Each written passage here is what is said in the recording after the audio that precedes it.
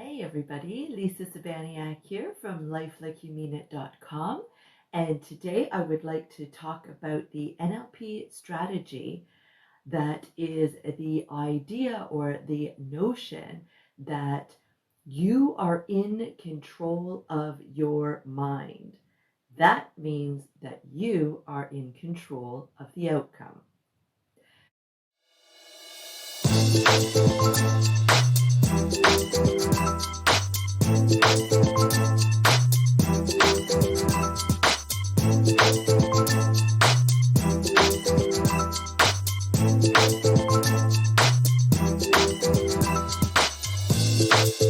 So let's talk about this in a little bit more detail, right? If you don't know who I am, and this is the first video of mine that you have ever seen, I am a survivor of 10 years of child abuse. And after I found safety from that situation at the age of 12, I endured another more than a decade, into my 20s for sure, of real self-hatred, self-loathing, suicidal thoughts. And I just wanted the pain to be over. And I thought that that meant that my life needed to be over. But there was something deep down inside of me that understood that there was a difference between those two things. And that's what allowed me to hold on. I just didn't understand how I was going to make the pain end. I was trapped in this kind of thought bubble where I thought because it was the actions and the words of somebody else who had made me feel this way, who had literally told me every day that I was stupid, ugly, worthless, useless, I was never going to be anything, I was never going to be loved, and I was never going to have any value in my life. I thought that that meant for me to be able to find the opposite to that meant that I had to find a person who would teach me or treat me in the opposite way, and they would show me my worth. And so, because that was really where my mind was at, then I was always looking externally for somebody to prove my worth to me. And the problem with that, of course, is that my belief system now was that I was ugly, stupid, worthless, and useless. So I didn't believe that I had any value. So even though there would be lots of people around me that would be willing to show me love and respect, I couldn't see that because I was looking at my own experiences through the eyes of somebody who already made that judgment call, already believed that I wasn't worth it. So it meant that the choices of other humans that I surrounded myself with, right, that my choices on how I would be successful or sabotage my success, all of the decisions that I made every single day were based on my already deep belief that I wasn't worthy, that I wasn't good enough.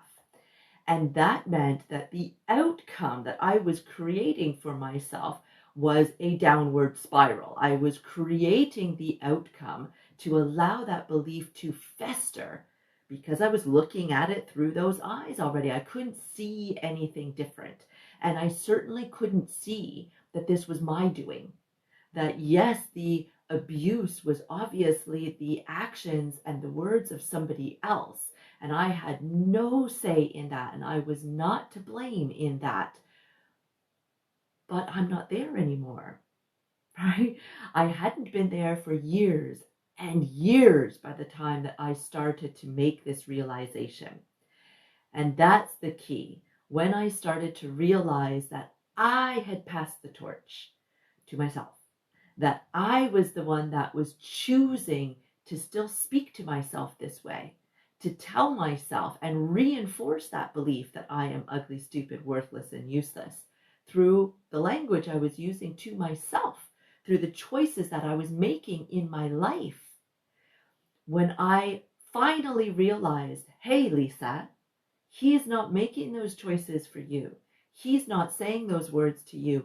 You're the one that's doing it to yourself. You are in control of what you are allowing yourself to say to yourself. You're in control of how you choose to just allow your life to go on autopilot. because that's what I was doing. I was taking no responsibility whatsoever on how my beliefs were impacting my life, and I was on autopilot. I was just allowing myself to view my world from the eyes of this person who hated me, right? I hated me at the core. That was the problem. So once I was able to start to actually make that shift and say, maybe I actually have more power here than what I've allowed myself to realize before. And as hard of a pill as it is to swallow, to realize that I'd been abusing myself, I'd been holding myself back, that I had been causing my own pain through this autopilot of self-destruction and negative self-talk, as hard as that was, it was also the most incredibly empowering experience of my life. Because in that moment, I could decide to make a different choice, a better choice. I could learn to start realizing that every experience that I am looking at, I am already viewing from the eyes of somebody who hates herself. So what if we start to recognize that? What if we bring awareness into the equation and we start to stop each time that we are viewing something, each time that we are making an assumption about other people's behavior, other people's motivations, other people's language, and we stop and recognize, I might not be seeing this exactly the way that it is intended, because I'm looking at it through the eyes of somebody who has been abused and thinks that I'm not good enough. And that key moment is the moment that does start to change everything. You don't know what it's like to look through eyes of somebody who adores you, who loves you, because you're not there yet. But being that little bit open to the fact that I actually might be tainted in the way that I am viewing the things that are going on around me, the people that are around me, the decisions that I am even making around me, then you start to realize that your language you're using with yourself is very negative. You're perpetuating the situation by talking down to yourself, demeaning yourself, belittling yourself. And you start to notice that, and you start to realize, I don't want to feel that way about myself. I don't want to speak to myself that way. And that starts to change the narrative because you've just opened awareness. And then the next thing that you notice before you can even blink an eye is that you are now starting to recognize the control that you have over your mind, over the fact that you don't have to think this way. You don't have to speak this way to yourself. You don't have to speak this way about yourself to other people. You don't have to just be on autopilot. You don't have to just look at everything through the eyes of somebody that already hates you. You can start to make a different choice. And as soon as you make that realization, you change the outcome, right? Because you have raised your awareness. I hope that that inspires you to be able to do the same thing. Yes, it was a lot of work. Yes, I had no support at that time other than books that I was reading that was opening my eyes to these types of shifts in mindset. But that's not the case anymore. Now I know of NLP. I know of different types of therapies.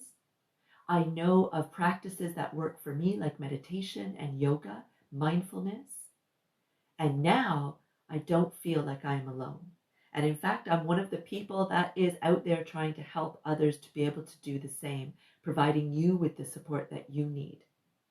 So if NLP, if what I've talked about is hitting a chord with you, then pop on over to lifelikeyoumeanit.com/calendar and book a free discovery call with me.